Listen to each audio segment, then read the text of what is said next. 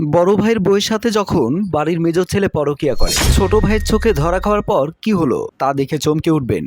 রুমের ভেতরে দুজন শারীরিক ব্যায়াম নিয়ে ব্যস্ত। হাতের ব্যায়াম, ঠোঁটের ব্যায়াম শেষ করে দুজনে কাপড় ঠিক করবে। এমন সময় দরজা দিয়ে হাসি খুশিতে ঢুকে পড়ে ছোট ভাই আরমান।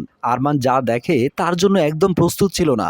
আরমানকে দেখে তার মেজো ভাই রাকিব ও বড় ভাবি চুমকি চমকে ওঠে। আরমান পাশে এসে দাঁড়াতেই মেজো ভাই রুম থেকে বের হয়ে যায়। আরমান তার ভাবিকে বলল, ছি ছি ছি ছি ভাবি, তুমি কিনা শেষ পর্যন্ত আমার ভাইকে এভাবে ঠকালে। তোমাকে কিসের অভাবে রেখেছেন উনি? আপনাদের সুখের জন্য উনি মাতৃভূমি ছেড়ে বিদেশে পাড়ি দিয়েছে, আর আপনি? ছি ভাবি। ভাবি আমতা আমতা করে বলল, আরমান, আমি এসব জেনে বুঝে করিনি, জানি না কিভাবে হয়ে গেল। কাউকে কিছু বলিস না ভাই, তুই কি এরকম আর কোনোদিনও দেখেছিস? আরমান বলল, চুপ, আমি তোমার মুখে আর একটা কথাও শুনতে চাই না। যা কথা হবে মা বাবা বাড়িতে আসলেই হবে। তোমাদের এই পাপ আমি কখনো ক্ষমা করব না। আরমান নিজের রুমের দিকে চলে গেল। ভাবি ভাবছে কি করা যায়। এই বিষয়ে যদি রোহান শোনে তাহলে সব শেষ হয়ে যাবে। কিছু একটা করতে হবে। আরমান তার রুমে এসে খাটে বসে ভাবছে। সে কিছুতেই ভাবতে পারছে না বড় ভাবি কিভাবে এমনটা করতে পারে। বড় ভাইয়া ভাবিকে নিজের চেয়েও বেশি ভালোবাসে জেনেও কিভাবে পারলো এমনটা করতে। ছি, আর মেজো ভাইও বা এটা কিভাবে করতে পারলো নিজের বড় ভাইয়ের বউয়ের সাথে? এসবের একটা বিহিত হওয়া উচিত, কারণ বড় ভাই এই সংসারের জন্য নিজের সমস্ত কিছু উজাড় করে দিয়েছেন। বিয়ের দাওয়াত থেকে এসে আরমানের মা বাবা ও মেজো ভাবি সোফায় বসে তারা গল্প করছে। বাবা বলল, বড় বৌমা কই? দেখতে পাচ্ছি না, শরীর খারাপ বলেছিল, এখন কেমন আছে দেখো তো। মেজো বউ রিয়া বলল, আচ্ছা আমি গিয়ে দেখি, আপনাদের আর কিছু লাগবে?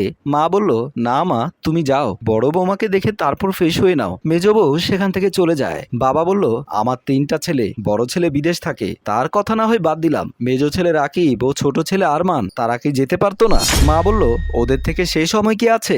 রাকিবের অফিসে যাওয়ার জন্য যেতে পারেনি, আর আরমান তো বেড়ানোটাই পছন্দ করে না। তারা সেখানে বসে কথা বলছে। আরমানের ঘরে মেজো ভাই আর বড় ভাবি দুজনেই আসে। আরমান তাদের দেখে বসা থেকে দাঁড়িয়ে গিয়ে রাগী গলায় বলল, তোমরা আমার রুমে কি? তাছাড়া ভাবি, আপনি এখানে কেন? আমি আপনার মুখটা দেখতে চাই না। ভাবি মাথা নিচু করে থাকে।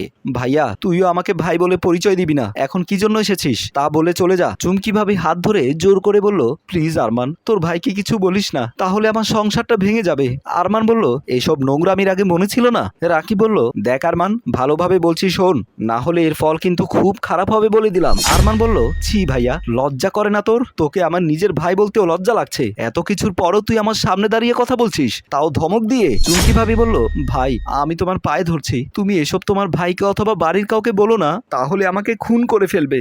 আর কোনোদিনও এসব করব না। আরমান ভাবির কথা শুনে মায়া হলো। বড় ভাইয়ের কথাও মনে পড়লো। এসব যদি ভাইয়া জানে তাহলে আত্মহত্যা করবে। তার চেয়ে বরং এবারের মতো ভাবিকে মাফ করে দেয়। ভাইয়া, ভাবি, এবারের মতো তোমাদেরকে ক্ষমা করে দিলাম, তবে পরের বার যদি তোমাদের দুজনকে একসাথে দেখি তাহলে এর ফলাফল ভালো হবে না। কথাটা দুজনে ভালোভাবে মনে রেখো। শুধুমাত্র ভাইয়ার কথা ভেবে তোমাদের মাফ করে দিলাম, কিন্তু আবার যদি এসব করো তাহলে ভাইয়াকে জানাতে বাধ্য হব।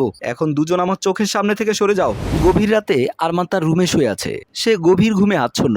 এমন সময় মেজো ভাই আর বড় ভাবি তার রুমে আসে। বড় ভাবি খাটের উপর উঠে আরমানের বুকের কাছে আসে, আর রাকিব এসবের ছবি তুলতে থাকে। ভাবি একবার বুকে, একবার ঠোঁটে, একবার গলায়, বিভিন্ন ধরনের অ্যাঙ্গেলে থাকে, আর রাকিব সব ধরনের ছবি তুলে নেয়। ছবি তোলা শেষ হলে রাকিব ইশারা দিয়ে চুমকি ভাবিকে নেমে আসতে বলে। চুমকি নেমে আসে আর বলে, সুন্দর করে তুলেছ তো? রাকিব বলল, সেরকম করে তুলেছি, দেখে মনে হচ্ছে একদম রিয়েল। ও যে ঘুম সেটা বোঝা যাচ্ছে না। চুমকি বলল, এখন থেকে আমাদের আর কোনো সমস্যা নেই, পথের কাঁটা যে ছিল তাকে হাতের মুঠোয় নিয়ে নিলাম। রাকিব বলল, ও যদি এসব কিছু কাউকে বলতে যায় তাহলে আরমানকে এই ছবি দেখিয়ে চুপ করে দেব। চুমকি বলল, চলো এখন একটু আমাকে সুখ দাও, আর পারছি না থাকতে। তারপর রাকিবের কাঁধে হাতে দুজনে হেসে হেসে বের হয়ে যায়। সবাই ঘুম। খুব ভোরে আরমান ওয়াশরুমের দিকে যাচ্ছে। সে হঠাৎ দেখতে পায় তার বড় ভাবি চুমকি ও মেজো ভাই রাকিব দুজন দুজনকে জড়িয়ে ধরে চুমু খাচ্ছে। তারা চোখ বন্ধ করে হারিয়ে গেছে এক অজানা পৃথিবীতে। আরমান তা দেখে আর নিজেকে ঠিক রাখতে পারলো না। সে কাছে এসে দুজনকে ডাক দেয়, ভাইয়া, ভাবি, তোমাদের একবার ক্ষমা করেছি, ভেবেছি তোমরা ভালো হয়ে যাবে, কিন্তু এত কিছুর পরও তোমরা শুধরালে না। আমি এক্ষুনি সবাইকে ডাকছি। এমন সময় দুজনে হেসে ওঠে। আরমান রীতিমতো অবাক, ওরা হাসে কিভাবে? আরমান বলল, একটু অপেক্ষা করো, তোমাদের হাসি আর মজা আমি বের করছি। বড় ভাবি চুমকি এসে বলল, তুমি কি মজা দেখাবে? মজা দেখবে তো তুমি। তুমি কি করে আমার সাথে খারাপ কাজ করতে পারো? আমার ইজ্জত কিনে নিতে পারলে? আমি না তোমার ভাবি?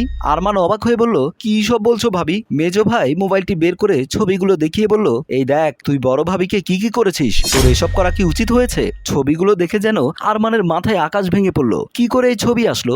বড় ভাবি চুমকি হেসে বলল, যাও, এখন যাও, সবাইকে বলে দাও, আর আমিও সবাইকে কেঁদে কেঁদে তোমার সব সব কথা বলবো যে তুমি আমার সাথে জোর করে খারাপ করতে চেয়েছো। আরমান বলল, এসব মিথ্যে, এসব আমি মানি না। রাকিব বলল, তুই মানিস আর না মানিস তা দিয়ে আমরা কি করব? সবাই তো তোর মুখের কথায় বিশ্বাস করবে না, আর আমরা তো প্রমাণ দেখাবো। তাই ভালোই ভালোই বলছি, আমাদের বিষয়ে নাক গলাবি না। ভাবি চুমকি বলল, যদি নাক গলাস তাহলে এ ঘর থেকে তোমাকে কিভাবে বের করতে হবে তা আমি জানি, এখন যা। তারপর দুজনে হেসে ওঠে আর আমাদের গল্প এখানেই সমাপ্ত হয়। সম্মানিত ভিউয়ার্স, এই মুহূর্তে আরমান করবেটা কি? সে কি চুপ থাকবে নাকি নিজের মতো করে প্ল্যান করে সবকিছু প্রমাণ করবে? তা জানতে কমেন্ট করুন দ্বিতীয় পার্টের জন্য। গল্প ভাবনায় হাশেম রাজু, পরিচালনায় রেজাউল কবির চৌধুরী, প্রযোজনায় মঞ্জুর মোর্শেদ মিউজিক প্লাস। গল্পটি ভালো লাগলে লাইক, কমেন্ট ও শেয়ার করুন। ধন্যবাদ।